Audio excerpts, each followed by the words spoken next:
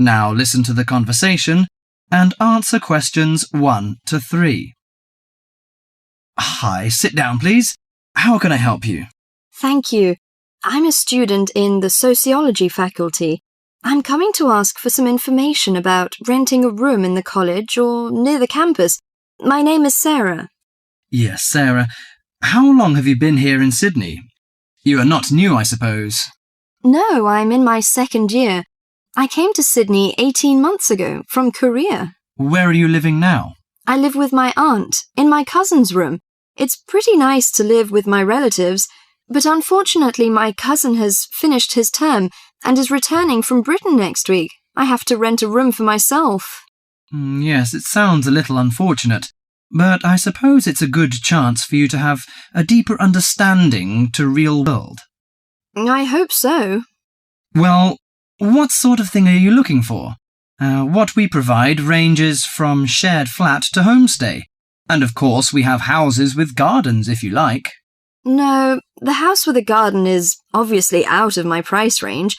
Shared flat is not bad, but I prefer a homestay. I enjoy the feeling of living with the family. When do you plan to begin the rent? Next week, you just said? No, my cousin is arriving by next week, so I hope to move out by this weekend. This weekend, okay. The main area we deal with is around the university. Around the university, aha. Do you have anything near the northern gate of the university? You know, the sociology faculty is near the northern gate.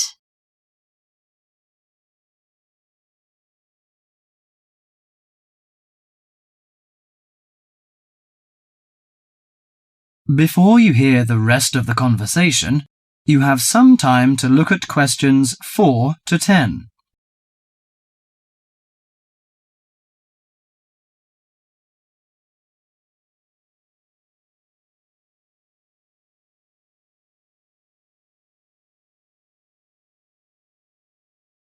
Now listen to the conversation and answer questions 4 to 10. Yes, what sort of price are you thinking of?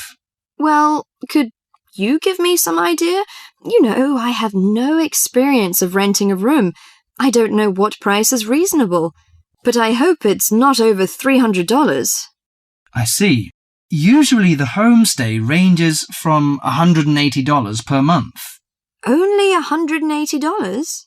Yes, to $350 depending on a number of different factors.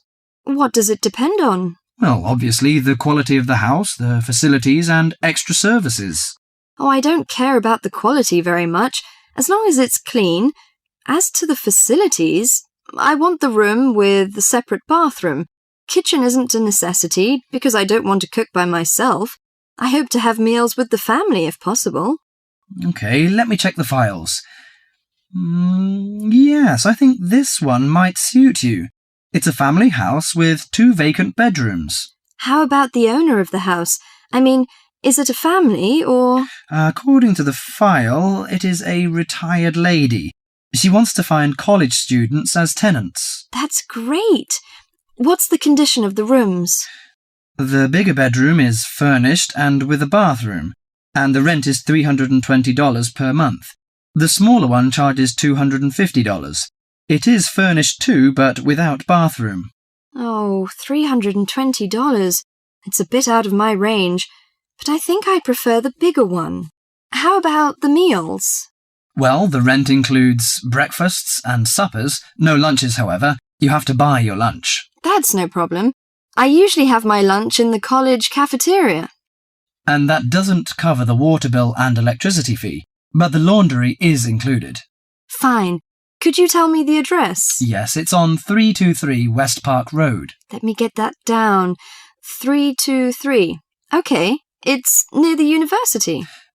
So, when can I have a look at the room? You know, I'm a little pressed for time. The file says the landlady is in every afternoon. So this week, say, Friday? Oh, I'm afraid I can't make it then. I have a lecture on Friday afternoon till 5:30.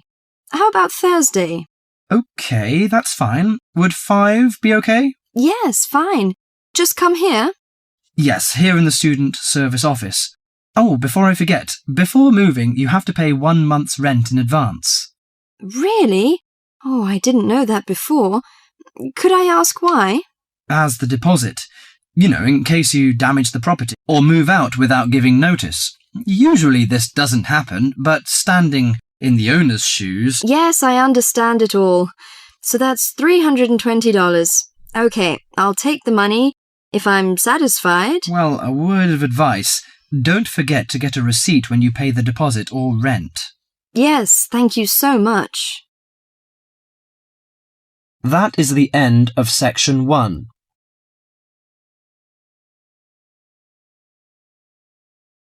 You now have half a minute to check your answers.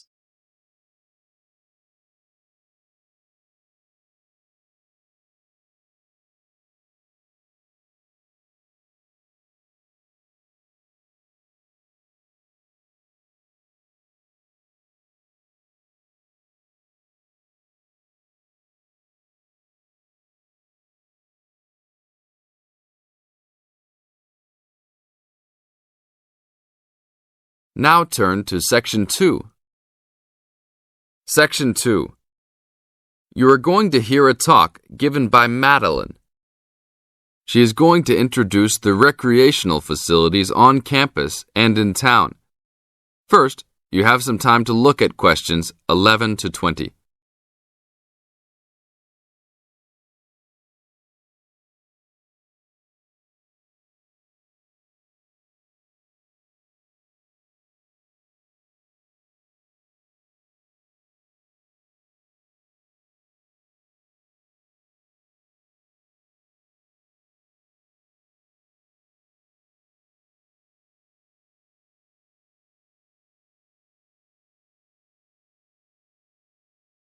As you listen to the talk, answer questions 11 to 20. Well, good morning, everybody. My name's Madeline Stewart, and I'm here to tell you about the recreational facilities available on campus, and also to tell you something about what the town has to offer. You may already know that your Students' Union membership also includes membership of the Sports Union, which provides a range of sporting and recreational facilities on campus, much the same as those in most British universities. The Sports Union has football, tennis, and cricket teams in local competitions. And really, most sports are catered for in some way on campus, even if they're just social matches. In the building itself, there are fitness classes and a full gym, including weights. The Sports Union can also provide cheap tickets to some major sporting events. And to keep you up to date with everything available, there's a weekly newsletter distributed around the campus. You should check this to find out the names and phone numbers of the contact people for each sport or activity you're interested in. Yes, did you have a question? Yes, apart from what you've just said, does the Sports Union offer individual help in any of its activities, for example, in getting fit and healthy? Yes, we do. The Sports Union has a fitness assessment clinic every Friday, staffed by the resident sports trainer, who can provide advice on the best program for you and refer you to various charts. I'm sure you all realize that for any medical assessment or health problem, you should go to the University Medical Service. The sports trainer can also advise you on a suitable training program using the weights. And now on to Ashbury. For a town of its size, Ashbury has some unusually good leisure and sporting facilities, most of which are near the center of town and easily reached by bus from this campus. There's a new, well, almost new, Olympic-sized swimming pool. That's not quite in the central town area, but it's only a 5-minute walk from the bus stop. Above the pool, there's a high-tech fitness center that any of you more serious fitness lovers would need to check out. Then, in the center of town, there's a sporting complex called the Anderson Center, which contains squash courts and facilities for a number of other indoor sports, such as basketball. And just around the corner from the Anderson Center, in the main street there, is an indoor bowling alley. All of these facilities are listed in the weekly newsletter, so I encourage you all to look through it and... This is the end of Section 2. Now you have half a minute to check your answers.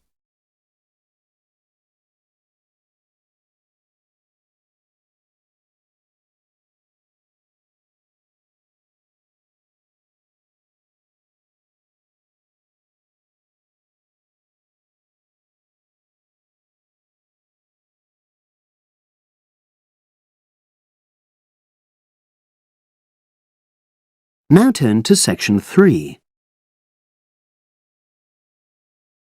Test 7, Section 3. You will hear two business studies students discussing a presentation they'll do on an article on working effectively in groups. First, you have some time to look at questions 21 to 26.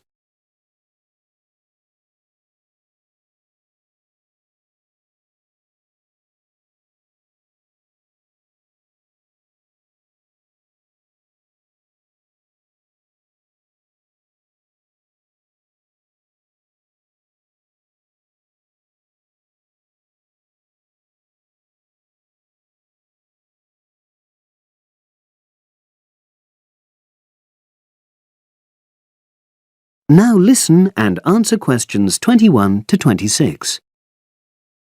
So, Brad, what did you think of the article on group work? Oh, hi, Helen. Yeah, it was pretty good, with helpful pieces of advice on how to make group work effective. I think we were lucky to be given such a straightforward text to present at the management skills seminar. Yeah. Actually, shall we discuss it now? Have you got time?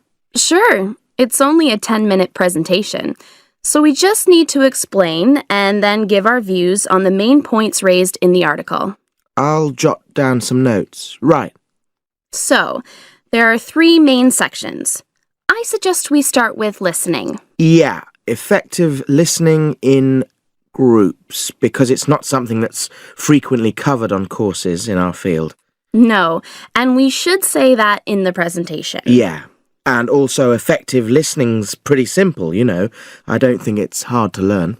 Well, people think it's easy, but in my experience, most of us tend to be very lazy listeners. Okay, I wouldn't argue with that. Something I do think we should emphasize is the power of the listener's posture, gestures, etc., in making speakers feel respected. Not that you're just waiting for them to finish before jumping in with your own ideas. Uh-huh. Okay, right. The next section is on goal setting. Let's make sure we're clear what the article says on this. Yeah. Well, firstly, it says that all group members must be given time to explain their own goals. That's it, yeah. And then, did it say that the whole group should agree on common goals? That's a bit too strong. It's more that everyone's agendas should be equally acceptable. But it does say that goals have to be realistic, you know. Achievable within a particular time? You've got it. That's really what the article's saying. There isn't really any point in having ideals if group members know they won't come to anything within a reasonable period. So, I think a summary covering those points will be enough for that part of the presentation, don't you? Yep. Now, the last section is about conflict resolution. Actually, I thought it was the worst part of the article. Me too. I don't think it went into sufficient detail on the issue. Actually, I thought it devoted too much space to it, but that it was all rather boring, you know? It didn't mention some of the more radical theories. Absolutely. I found that really irritating. Right, and also I think it could have said more about conflict sometimes being healthy in groups. Absolutely. It just mentioned rather glibly about how we should avoid thinking of winners and losers, and that quick resolution of conflict is always desirable. Without explaining what these terms mean? Well, it gives quite detailed definitions, but doesn't develop a proper argument. Right. So, for the presentation, I think we just give some definitions and then explain what we felt were the weaknesses in the article's treatment of conflict resolution. Yeah, good. Now you have some time to look at questions 27 to 30.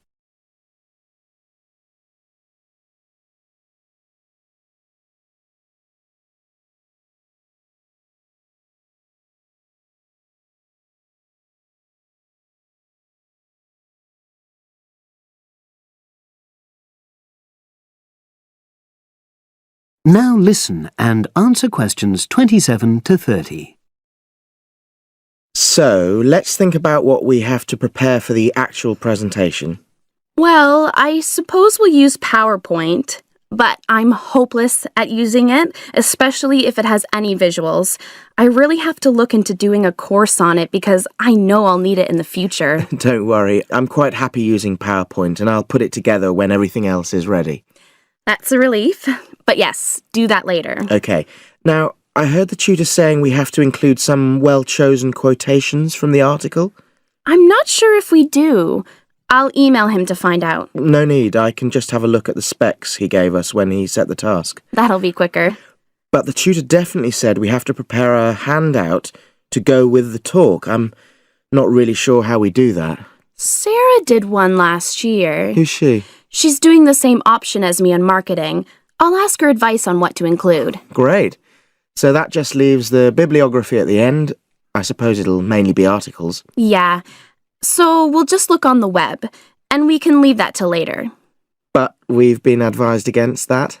Well, we could have a look through some journals in the library. I think we should start by looking through module handbooks. I think that'll give us some good leads. Yeah, you're probably right. So, that's all the topics. That is the end of section 3. You now have half a minute to check your answers.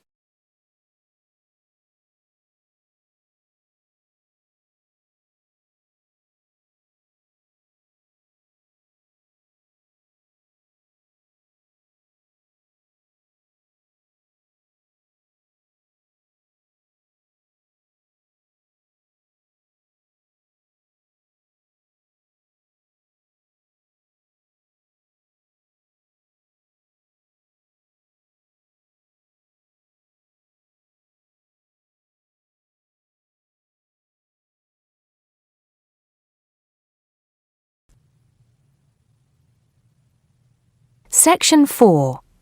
You'll hear a lecturer talking to students about sport in Ireland. First, you have some time to look at questions 31 to 33.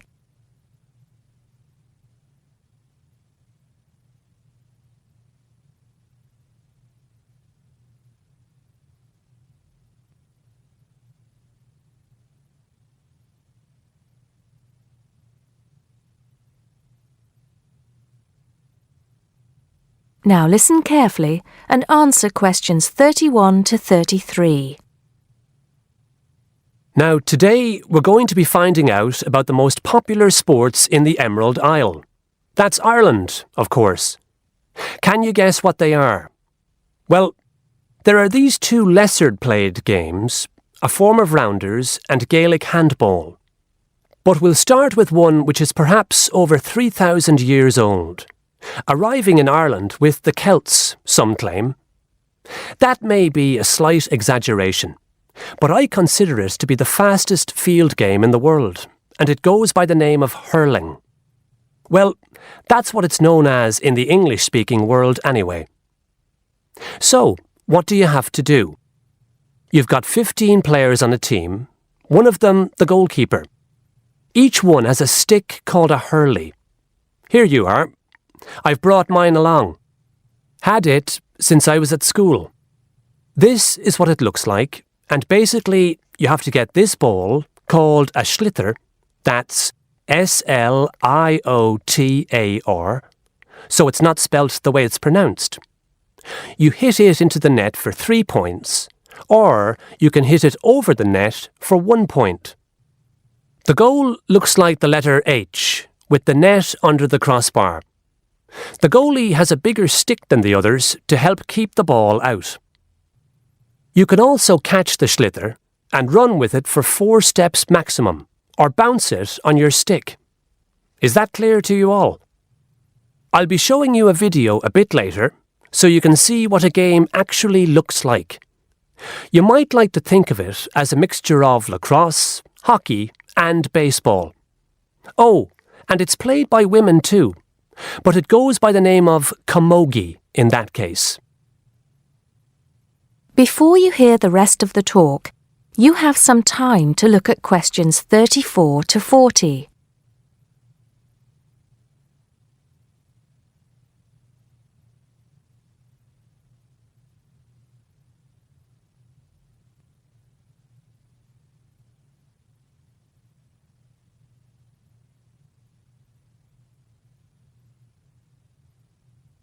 Now listen and answer questions 34 to 40. I'll give you a bit of the history, shall I now? Generally, the golden age of the game is considered to be the 18th century. But systematic rules were first agreed and drawn up at that great shrine of learning, Trinity College Dublin, in 1879, founding the Irish Hurling Union, closely followed just a few years later by the formation of the Gaelic Athletics Association. With greater organisation last century, the All-Ireland Hurling Championship got off to a flying start, and I'm proud to say that my own native city of Cork has won more than 20 titles over the years. But then, so have Kilkenny and Tipperary.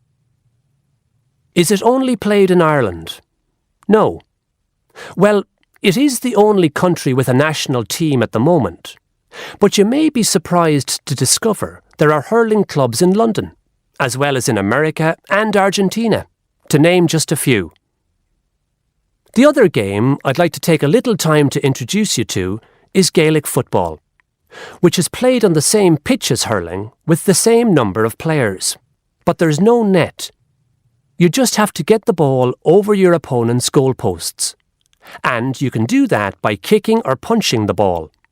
However, you're not supposed to do that to the players, I might add. Imagine it as a combination of soccer and basketball.